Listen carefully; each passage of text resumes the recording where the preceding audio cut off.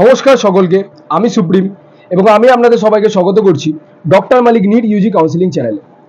আজকে আমরা এই ভিডিওতে ওয়েস্ট বেঙ্গল নিট 2024 এর এক্সপেক্টেড কাট অফের ব্যাপারে কথা বলবো for MBBS, BMS, BBSC, BDS and BHMS.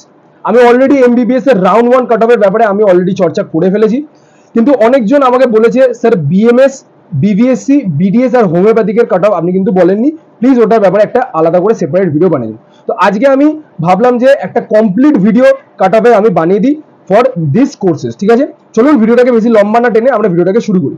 সবার আগে যদি আমরা এমবিবিএস এর কাট অফের ব্যাপারে কথা বলি, তো আমি অলরেডি বলে দিয়েছি এবারে কিন্তু জেনারেলদের মার্কস 625 থেকে 630 100% যেতে চলেছে। যদি ইডব্লিউএস এর ক্যাটাগরির কথা বলি তাহলে 615 থেকে 620 আশপাশে যদি আপনার র্যাঙ্ক মার্কস থাকে তাহলে কিন্তু আপনারা এবারে সরকারি কলেজ পেতে চলেছেন। যদি ওবিসি এ ক্যান্ডিডেটের কথা বলি তাহলে 620 থেকে 625, যদি ওবিসি বি ক্যান্ডিডেটের কথা বলি আর আপনার মার্কস যদি 618 থেকে 620 এই রেঞ্জে থাকে তাহলে কিন্তু আপনারা এবারে একটা সরকারি কলেজ পেতে পারেন। যদি এসসি ক্যান্ডিডেটের কথা বলি 550 থেকে 560, যদি এই মার্কসটা আপনাদের থাকে তাহলে কিন্তু আপনারা একটা সরকারি কলেজ পেতে পারেন।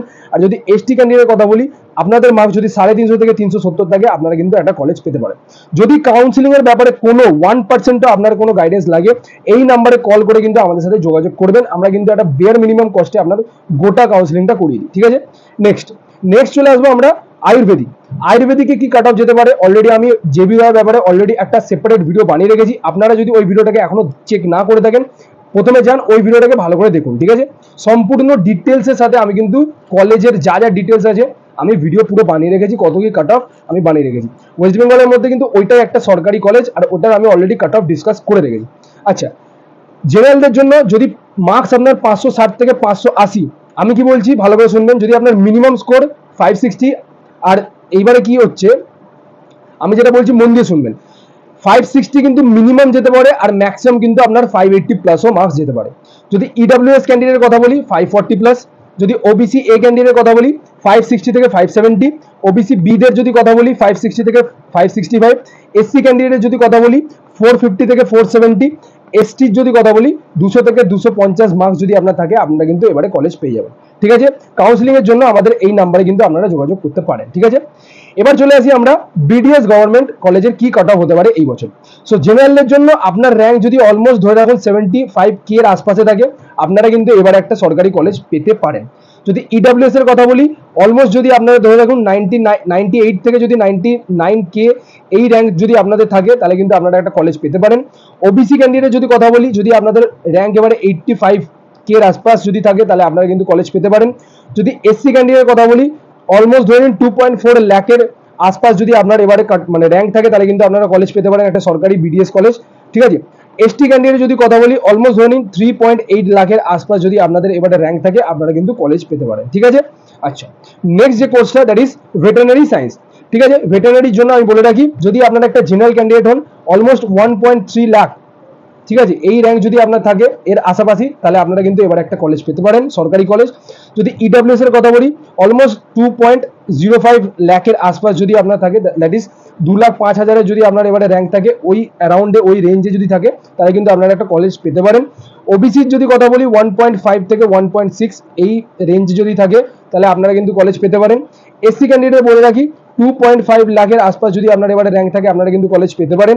এসটির বলে রাখি অলমোস্ট ধরে রাখুন এসটির জন্য 3 লাখের আশপাশ যদি আপনার এবারে র্যাঙ্ক থাকে আপনারা কিন্তু সরকারি কলেজ পেয়ে যাবেন। ঠিক আছে, এবার চলে আসি আমরা হোমিওপ্যাথিকের ব্যাপারে আমাকে অনেকজন বলেছে, আমি অলরেডি এনআইএইচ এর ব্যাপারে একটা কিন্তু সেপারেট ভিডিও বানাবো। ঠিক আছে, এটার ব্যাপারে আমি একটা অলরেডি বলে যাচ্ছি সেপারেট ভিডিও আমি একটা বানাবো। ঠিক আছে, কমপ্লিট ডিটেলস কিন্তু আমি এনআইএইচ এর ব্যাপারে একটা দিয়ে দেবো আপনাদেরকে।